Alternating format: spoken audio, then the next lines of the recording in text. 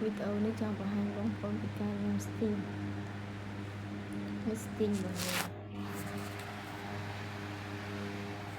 ហើយចាំមើលពីរបៀបញ៉ាំមួយចាំមើល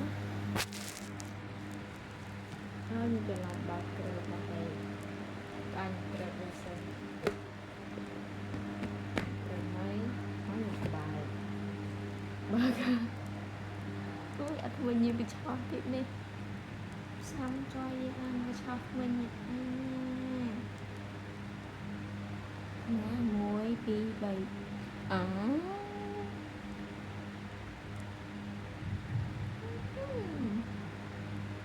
ជាតិចំណុយហើយបន្តមកយើងទៅវាទៅ